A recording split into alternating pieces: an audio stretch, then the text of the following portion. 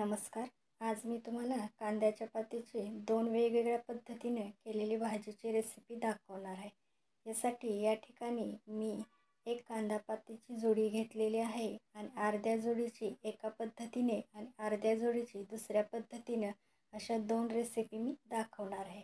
दोन्ही रेसिपी खायला खूप छान लागतात. अगदी ज्वारीच्या भाकरीबरोबर आणि सोबत जर भाजलेला पापड असेल तर त्याच्यासारखा आनंद नाही.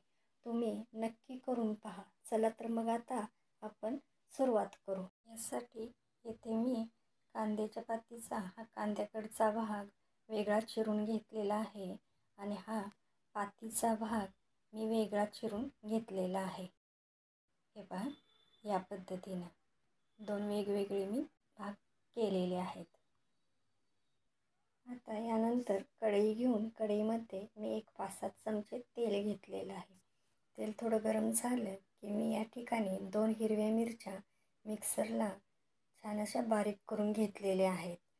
साधारण 1 चमचा होईल. ते आता मी या तेलामध्ये घालून घेत आहे आणि छान परतून घेत आहे. तेलामध्ये याची छान फोडणी बसली पाहिजे. आता थोडं परतल्यानंतर याच्यामध्ये आपण हा चिरलेला कांद्याचा भाग घालून घेऊ आणि लवकर हा भाजला जावा याच्यासाठी या ठिकाणी मीठही घातलं आहे. आपल्याला हे छान असं परतून घ्यायचं आहे. याचा कच्चेपणा पूर्ण काढून घ्यायचा आहे. नाहीतर मग भाजीमध्ये कच्चा राहिला की असा करकर आवाज येतो आणि भाजी छानही लागत नाही. याच्यासाठी तेलामध्ये हा कांदा छान परतून घ्यायचा.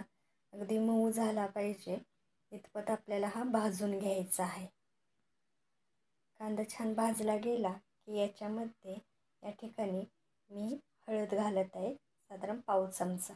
आता हे आपण 2 मिनटं परतून घेऊ.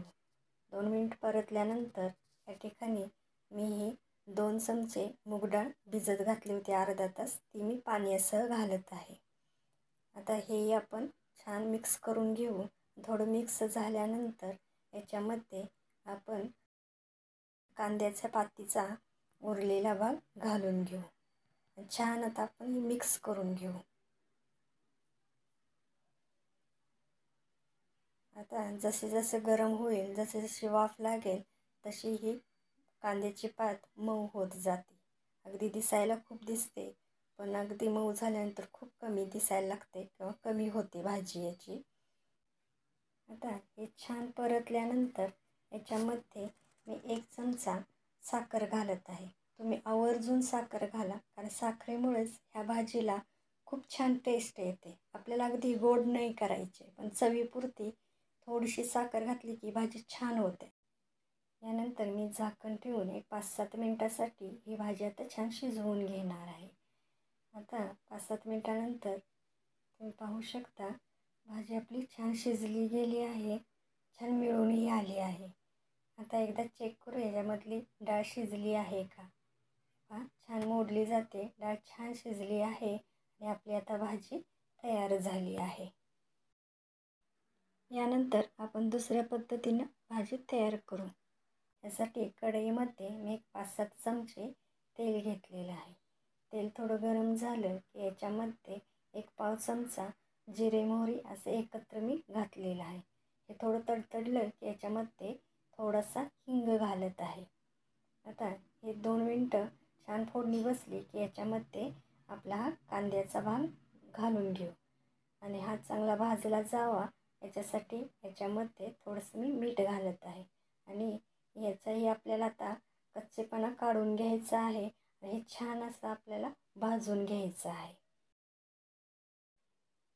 कांदा थोडा भाजत आला की याच्यामध्ये मी 3 ते 4 लसूण पाकळ्या चिरून घेतलेल्या आहेत, त्याही यामध्ये मी घालत आहे आणि त्याही आता या कांद्यासोबत छान आपल्याला भाजून घ्यायच्या आहेत. अगदी दोन्हीचाही कच्चेपणा आपल्याला पूर्ण काढून घ्यायचा आहे. आता लसणाचा थोडा वास आला की याच्यामध्ये मी हा छोटा टोमॅटो बारीक चिरलेला आहे तो घालत आहे. या ठिकाणी तुम्ही आवर्जून टोमॅटो घाला, कारण टोमॅटोमुळेच ह्या भाजीला टेस्ट येते. आता हे टोमॅटो थोडा परतल्यानंतर मी पाव चमचा हळद घातली आहे आणि दोन्हीही आता मी छान तेलामध्ये परतून घेत आहे आणि टोमॅटो चांगला मऊ व्हावा, शिजला जावा यासाठी मी याच्यावरती झाकण ठेवून 1-2 मिनटाची याला वाफ आणत आहे. 2 मिनटानंतर तुम्ही पाहू शकता अगदी टोमॅटो आपला मऊही झाला आहे आणि छान शिजलाही गेला आहे. यानंतर याच्यामध्ये मी 1 चमचा लाल तिखट घातला आहे आणि 2 चमचे मी मूग डाळ भिजत घातली होती ती मी घालून घेत आहे. आता हे 2 मिनिट परतल्यानंतर याच्यामध्ये आपण हे उरलेले कांद्याचे पातीचा भाग घालून घेऊ आणि छान मिक्स करून घेऊ.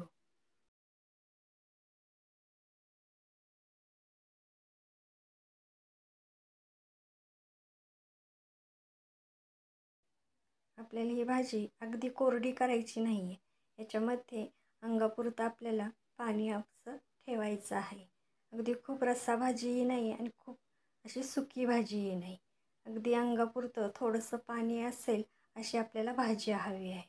याच्यासाठी मी या ठिकाणी थोडंसं पाणी घालत आहे आणि पाणी घालून थोडं मिक्स झाल्यानंतर 5-6 मिनटासाठी याच्यावरती झाकण ठेवून ही भाजी छान शिजवून घेत आहे.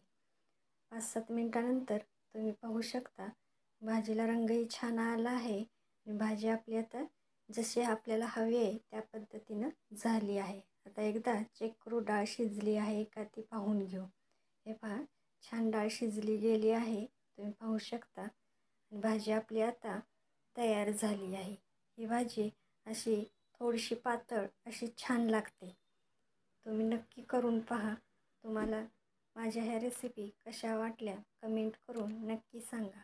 माझ्यासाठी काही सूचना असतील तर आवर्जून सांगा. माझ्या चॅनेलला लाईक करा, सबस्क्राईब करा. आपल्या माणसांसोबत हा व्हिडिओ शेअर करा. बेल आयकॉनला क्लिक करा व माझ्या ह्या नवीन परिवाराचा भाग व्हा. धन्यवाद.